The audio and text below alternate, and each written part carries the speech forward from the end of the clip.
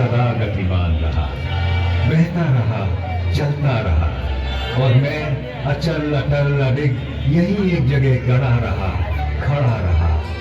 पर फिर भी हम साथ थे, क्योंकि समय के अनादि अनंत अखंड छेद अभेद अनवरत प्रवाह को मैंने अपने इसी स्थान से, थान से, ठौर से सतत सनातन निरंतर देखा है। इसी थान से मैंने थानेश्वर महादेव या स्थानेश्वर को इस धर्म क्षेत्र में आते देखा है। इसी स्थान से मैंने सारी सृष्टि के रचयिता प्रजापति ब्रह्मा को विष्णु जी की नाभि से स्वयं सर्जित होते देखा है। इस जगह से मैंने सरित सरस्वती की धर्म धारा को कलकल बहते निहारा है, और इसी ठौर से मैंने त्रिशतवती नदी को प्रवाहित होते देखा है। यही बड़े खड़े मैं साक्षी रहा ब्रह्मा जी के ब्रह्म सरोवर बनाने और उसमें नहाने का। यहीं से मैंने सन्निध सरोवर में 7 सरस्वतियों को समाहित होते अवलोकित किया है, और इस ज्योतिषर से तो मेरा जन्म का नाता है। इस सरोवर के किनारे जन्म लेकर इसके जल से सिंचित होकर इसी स्थल पर इतिहास को बनते बिगड़ते बदलते देखा है। आपके सम्मुख विद्यमान इस वट वृक्ष ने। इस पुरातन पवित्र पावन ब्रह्मावर्त में मैंने वेदों को अवतरित होते और पुराणों को विरचित होते देखा है। फिर अष्टांग धर्म स्थापित करने वाले सत्यनिष्ठ दानी दयालु प्रतापी राजा कुरु के समय मैंने इस क्षेत्र, इस धर्म क्षेत्र को कुरुक्षेत्र कहलाते भी देखा है। भरत कुल और कुरु वंश के वंशज राजा कुरु का समय ऋग्वेद का काल कहलाता था, जब आर्यों के इसी उत्तरवेदी ब्रह्मवेदी आर्याना में अपौरुषेय वेदों का अवतरण हुआ। इस पवित्र भूमि ब्रह्मावर्त में मैंने सहस्त्राधिक हवन कुंडों की यज्ञाग्नि में मंत्रोच्चार के साथ होत्र की समिधा पढ़ते और पूरी धरती को सुगंधित धूम्र से सुवासित होते भी देखा है। फिर कुरुराज के प्रपौत्रों कौरवों और पांडवों के समय मैंने इसी कुरुक्षेत्र को युद्ध क्षेत्र में बदलते देखा है। केवल 5 पद तो मांगे थे पांडु पुत्रों ने, पानीपत, सोनीपत, बागपत, तिलपत और इंद्रपत। पर जब 5 गांव देने से भी मना कर दिया धृतराष्ट्र के पुत्रों ने, तो युद्ध अवश्यम भावी हो गया था। एक ऐसा युद्ध जिसने एक वंश, एक नगर, एक राज्य, एक राजधानी, एक देश, एक संस्कृति, एक युग नहीं, पूरे भारतवर्ष को महाभारत नाम की रक्त रंजित मृत्यु और महानाश के मुख में धकेल दिया था।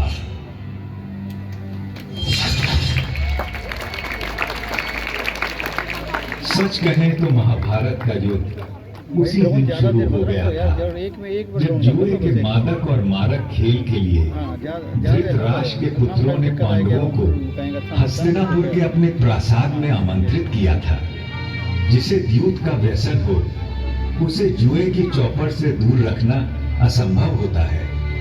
पांडवों की ओर से युधिष्ठिर पासे फेंक रहे थे और कौरवों की ओर से मामा शकुनी। एक एक कर सारे गांव धन धान्य और संपत्ति पांडव हारते चले गए। दूसरे भाइयों ने बड़े भाई को आगे खेलने से रोकने के अनेक यत्न किए, किंतु जैसे ही युधिष्ठिर मानने को होते, शकुनी उन्हें और उकसा देता। ऐसा कैसे हो सकता है कि पांडवों के बड़े राजकुमार के पास एक भी दांव लगाने के लिए कुछ भी न हो? और कुछ तो होगा, कोई रथ घोड़ा, दास दासी, चाकर भृत्य, स्त्री। हाँ, एक चीज है मेरे पास, मेरी पत्नी द्रौपदी, मैं उससे दांव पर लगाता हूँ। भैया, द्रौपदी कोई वस्तु नहीं, हम पांचों की पत्नी है वो। फिर कैसे हम उसे? ठीक है अर्जुन, तुम उसे जीत कर लाए थे, किंतु द्रौपदी में युधिष्ठिर का भी तो हिस्सा है। अभी इसका 5वां भाग काट कर दाव पर तो नहीं लगा सकते ना। आप पासा फेंक के युधिष्ठिर, इस बार जीत निश्चित आपकी ही होगी।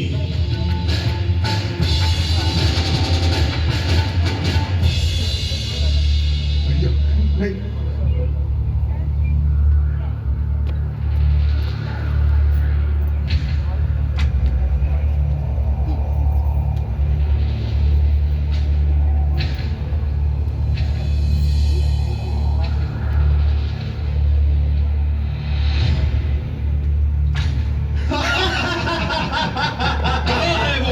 द्रौपदी, सुशासन, उसे इस दरबार में ले आओ। दुनिया तो देखे कि मैंने आज क्या जीता है।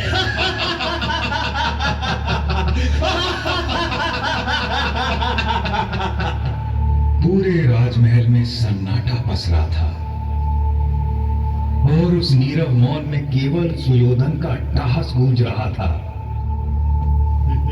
इधर सुशासन द्रौपदी को उसके केशों से घसीटता हुआ दरबार के बीचों बीच ले आया था।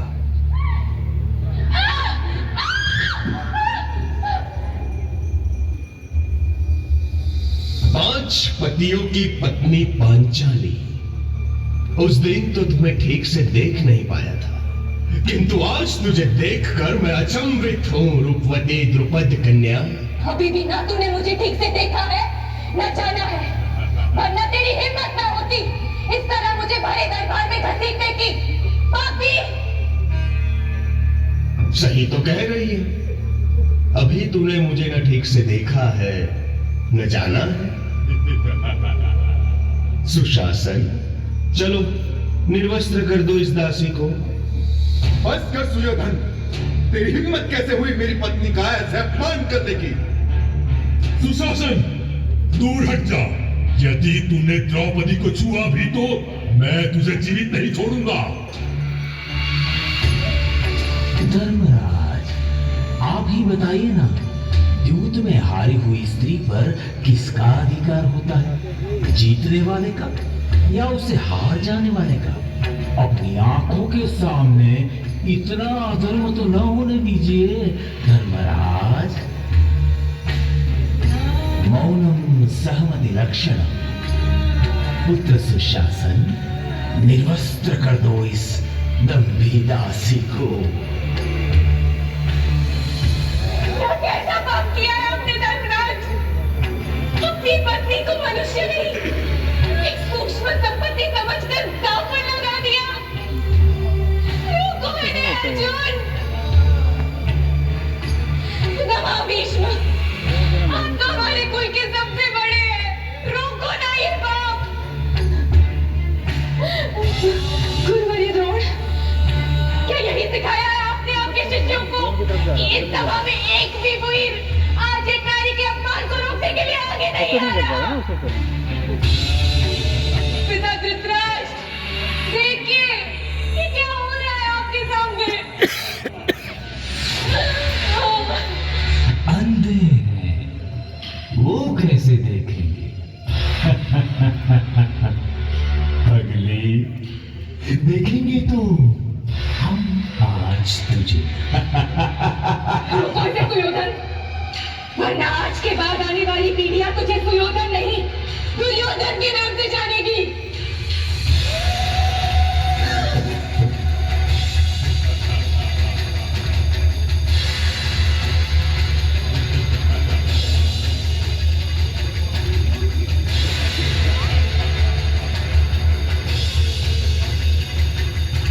हे सखा, हे कृष्ण, हे कन्हैया, कोई बचा सकता है लाज अपनी इस सखी की। शंख चक्र गदा पाणी, माणिका निलयाच्युता, गोविंद पुंडरीकाक्ष, रक्ष मां शरणागतम्। हा कृष्ण द्वारिकावासं, वासी यादव नन्दन, किमामवस्थां सम्प्राप्तं, अनाथां किमुपेक्षसे।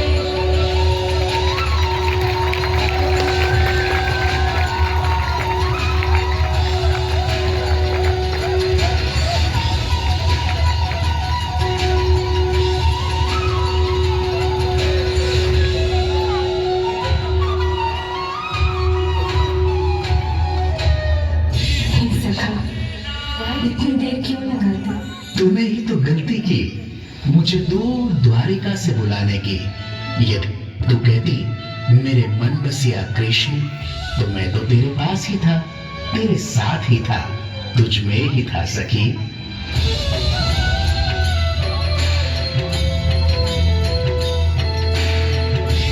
कृष्ण ने उस दिन अपनी सखी कृष्णा की लाश तो बचा ली, किंतु इस घोर पाप, इस जघन्य अपराध, संपूर्ण स्त्री जाति के इस अनादर के बाद संसार को प्रलयंकारी युद्ध से बचाना अब केशव के लिए भी संभव नहीं था।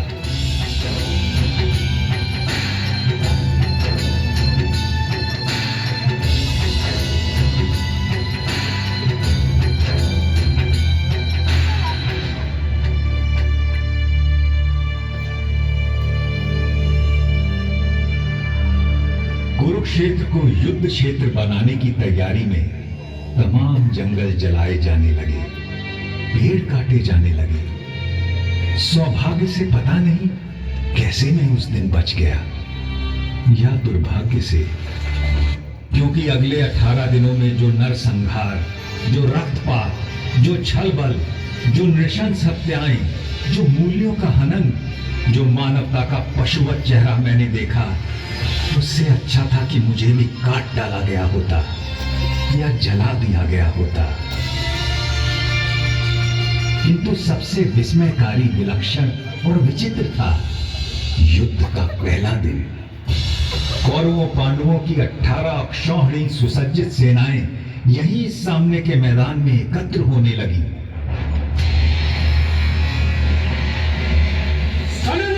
धड़क धड़क बरछों की चमक चमक, बाणों की किरणों में भालों की धमक धमक धमक।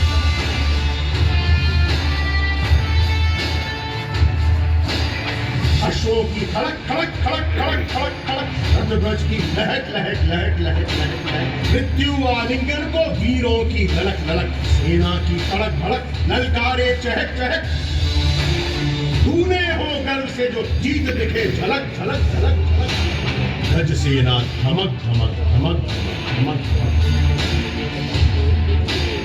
अग्नियस्त्र धधक धधक धधक धधक। जय जय जय गौरव कहीं पांडव जय घोष धड़क, जय जय जय गौरव कहीं पांडव जय घोष धड़क, जय जय जय गौरव कहीं पांडव जय घोष धड़क।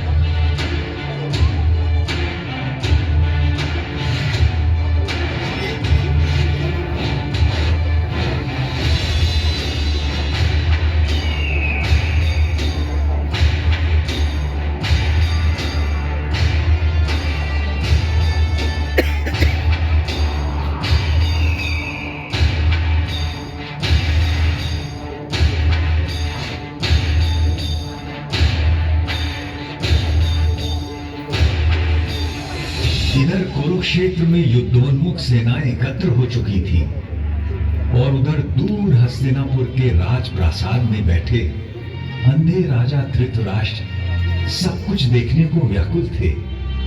देखना तो दुर्भाग्य से असंभव था जन्मांध राजा के लिए, किंतु कदाचित उनके अंधेपन की प्रतिपूर्ति के लिए ही उनके रथवाहक संजय को दिव्य दृष्टि का वरदान था, जिससे वो दूर की चीजों को देख सकते थे। व्यथित धृतराष्ट्र ने संजय से पूछा, धर्म क्षेत्र कुरुक्षेत्र में जब मेरे और पांडु के बेटे युद्ध के लिए एकत्र हो गए हैं, तो संजय उन्होंने क्या किया है?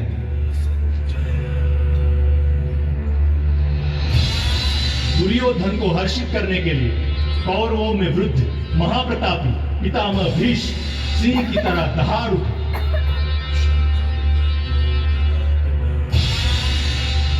और उन्होंने युद्ध का शंख फूंक दिया है। उनके इंगित पर अनेक शंख, रणभेरियां, ढोल, मृदंग और रणसिंगे एकाएक बज उठे हैं।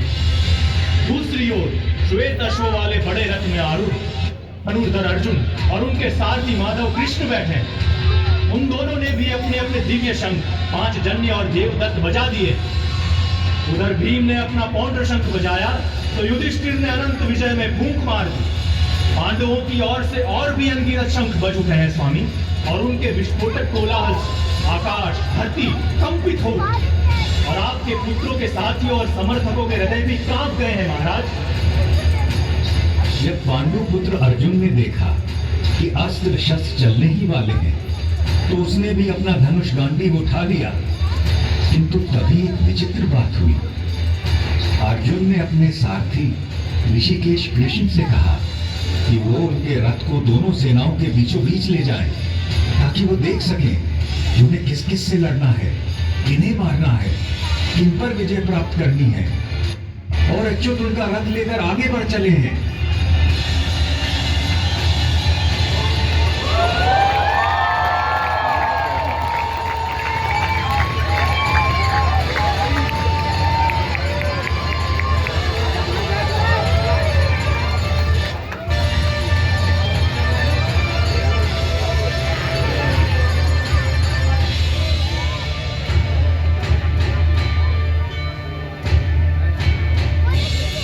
देखा कि सामने भीष्म और द्रोण थे।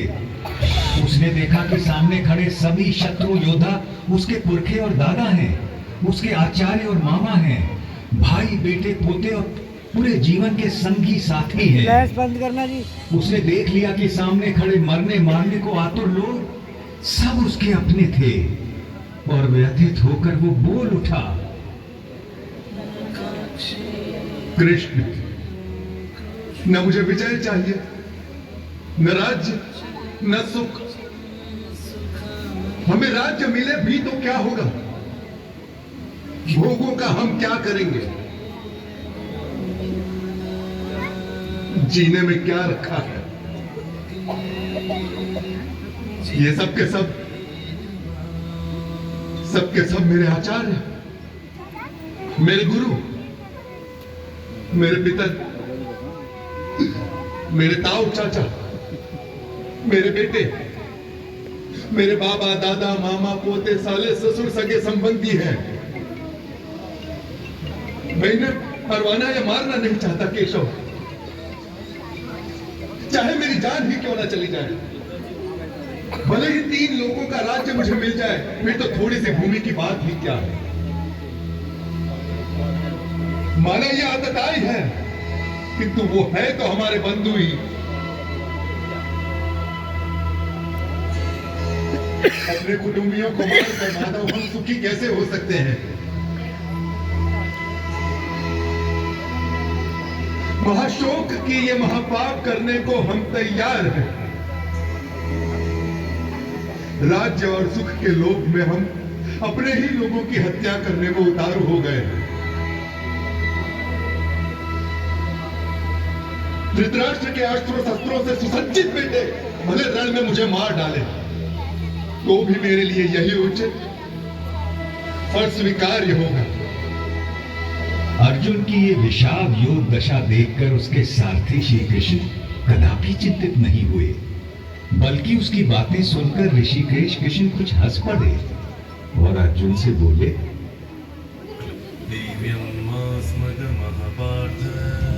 कायर मत बन पार्थ, यह तुझे शोभा नहीं देता। हृदय की शुद्ध दुर्बलता को त्याग दे और उठ खड़ा हो जा। तू तो परंतप है, तेरा काम है शत्रुओं को हराना, बैरियों को मारना। इस देह में आकर हमारी आत्मा बचपन, जवानी, बुढ़ापा इन सभी अवस्थाओं को प्राप्त करती है और फिर एक देह से निकलकर दूसरे देह में चली जाती है। इस देह परिवर्तन को देखकर कोई भी धीर बुद्धि व्यक्ति कभी भ्रमित नहीं होता है अर्जुन। जैसे पुराने कपड़ों को उतारकर मनुष्य नए कपड़े पहन लेता है, उसी प्रकार आत्मा भी पुराने शरीर को त्याग कर नया शरीर धारण करती है। इस आत्मा को ना तो शस्त्र काट सकता है और ना आग इसे जला सकती है, ना इसे पानी भिगा सकता है और ना ही हवा उसे सुखा सकती है। यूं सांख्य योग की बारीकियों को आगे समझाते हुए कृष्ण बोले, कुरुनंदन, इस योग में व्यवसायिक बुद्धि और कर्म निर्धारक बुद्धि दोनों एक ही है, लेकिन जो अव्यवसायी है, अकामी है, अकर्मण्य है, उसकी बुद्धि तो अनंत शाखाओं में बंटकर भटक जाती है अर्जुन।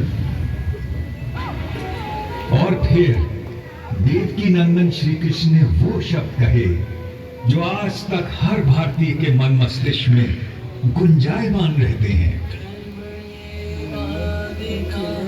तेरा अधिकार केवल कर्म पर है, फल पर कभी नहीं।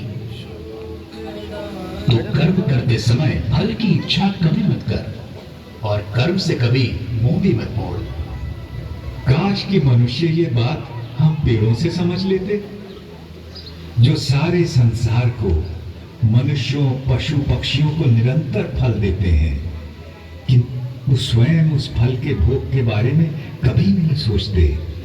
वरना तो सारे जंगल, सारे पेड़ पौधे, सारी वनस्पति कब की नष्ट हो जाती और उसके साथ संसार में संपूर्ण जीवन भी।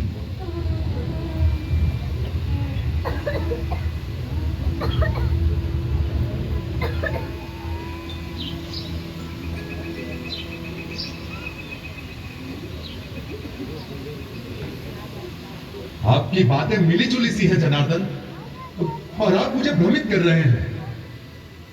कृपया निश्चित करके कोई भी एक बात कहे जिससे कि मेरा कल्याण हो देवकी नंदन। और आपका जन्म तो कई युगों के बाद हुआ था, सतयुग, त्रेता युग। फिर आप सब कैसे जानते हैं कि आरंभ में यह सब कहा गया था?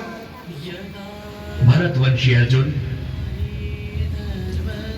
जब जब धर्म का ह्रास होता है और अधर्म बढ़ता है, तब तब मैं अपने आप को स्वयं सर्जित करता हूं। भले लोगों की रक्षा के लिए, बुरों के नाश के लिए और धर्म की स्थापना के लिए मैं बार बार अवतार लेता हूं, हर कल्प में होता हूं। मत्स्यः कूर्मो वराहश्च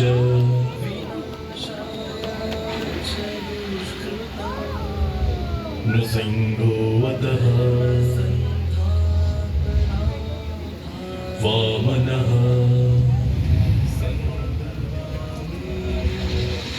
रामो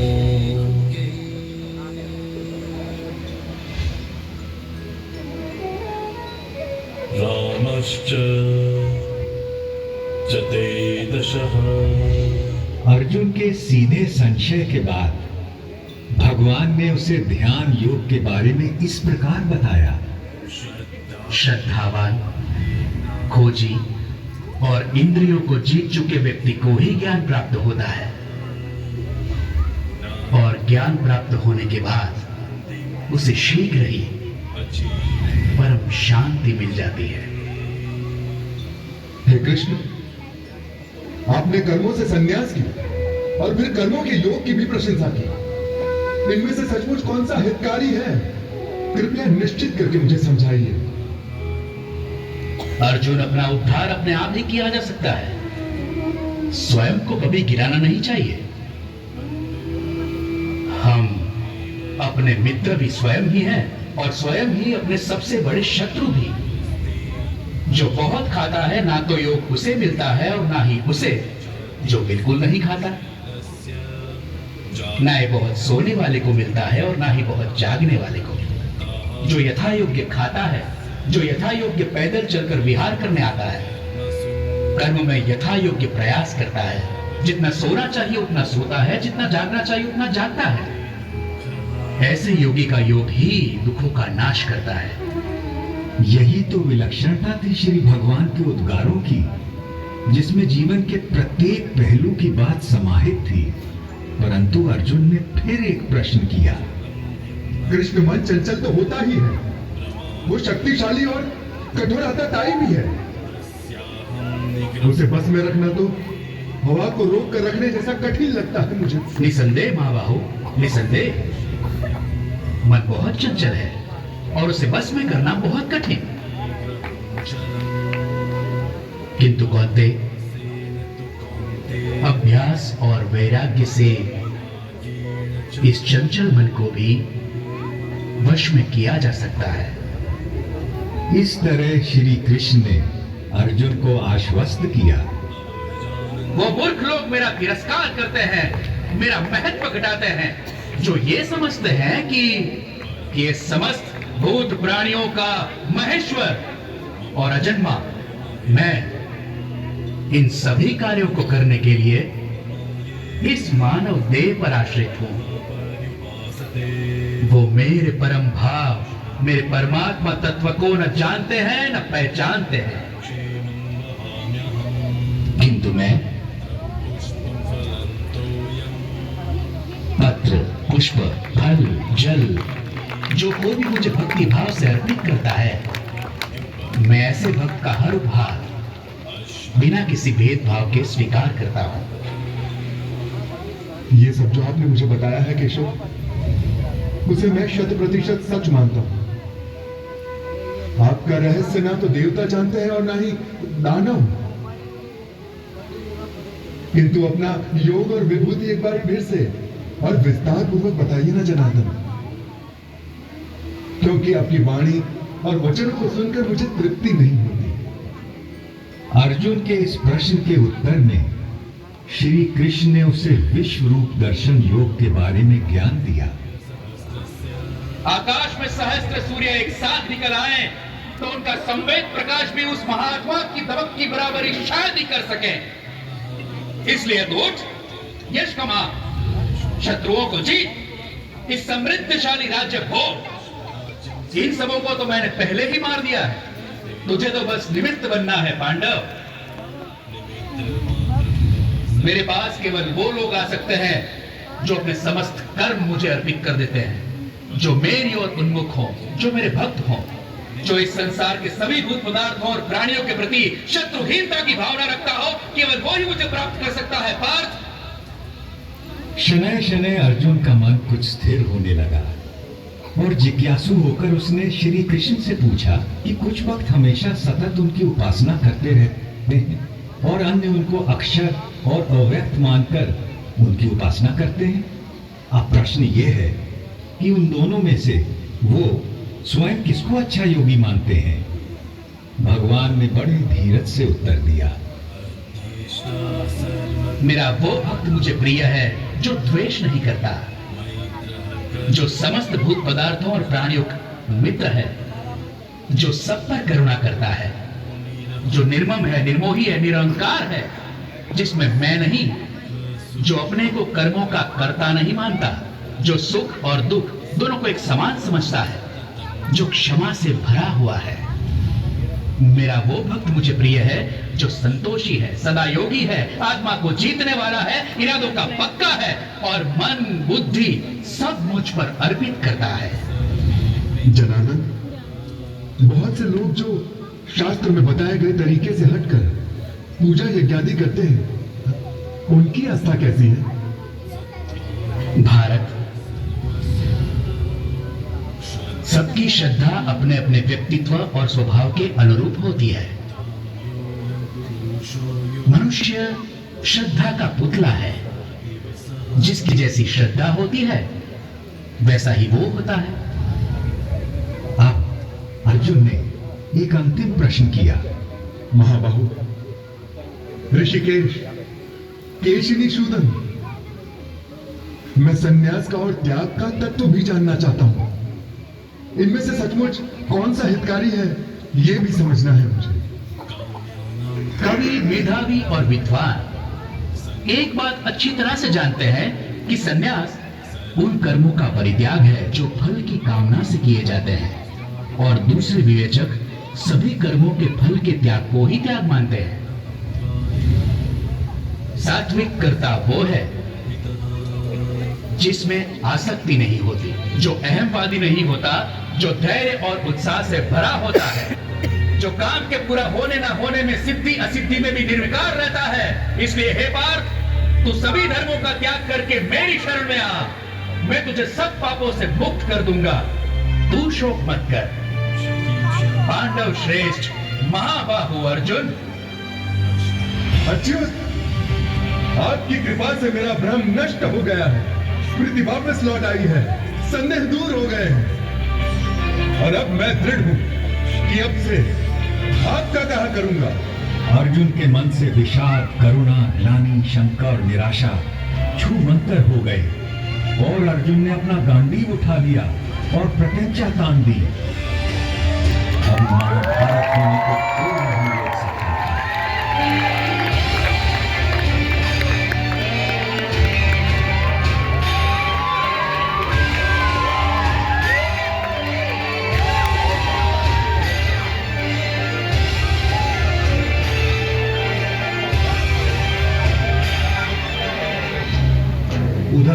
विशालकाय हस्तिनापुर में धृतराष्ट्र के सम्मुख बैठे दूरदृष्टा संजय के मन से भी सारी शंकाएं और भय दूर हो चले और वो अपने भरतार कौरव नरेश से स्पष्ट बोल पड़ा।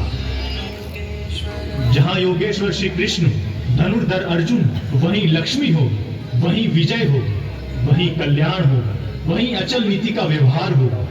ये मेरा मानना है और ये मेरा मत भी। संजय के मन से कौन सम्मत ना होगा। केशव और अर्जुन का वो संवाद याद कर सहस्त्राब्दियों बाद भी मैं अभी भी बार बार रोमांचित हो उठता हूं, किंतु और भी रोमांचित हो उठता हूं मैं हरि का वो अद्भुत रूप याद करके, जो उन्होंने विश्व रूप दर्शन योग की बात करते समय अर्जुन को दिखाया था। देखते देखते श्री कृष्ण बड़े होने लगे, विशाल होने लगे, विराट होने लगे। देखते देखते उनके अनंत आंख, असंख्य चेहरे, अनगिनत हाथ हो गए जिनमें अगणित अस्त्र शस्त्र सज्जित थे। कोई ऐसी देवी देवता, भगवान, गंधर्व, यक्ष, अप्सरा न थे जो उनमें विद्यमान ना हो। वो अनादि अनंत अखंड अचेत अवेद थे। सहस्त्रों सूर्यों का तेज उनमें दमक रहा था और एक घूमती गूंजती वाणी दशों दिशाओं से गुंजायमान थी।